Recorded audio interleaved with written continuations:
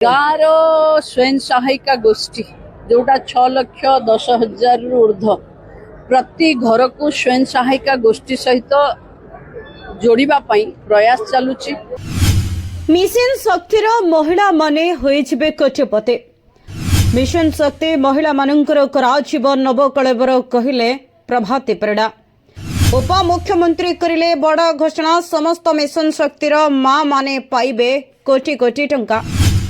Mission शक्तिर समस्त महिला मानक सशक्तकरण कराइबा पई उप मुख्यमंत्री देइछन्ते एमिते सूचना।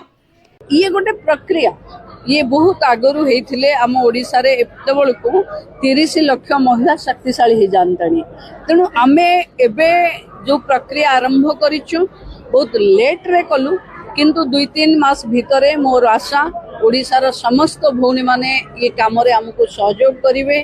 कारण परिवर्तनटा सब बेले प्रगति आनिले यदि परिवर्तन हबो ताले विकास हबो।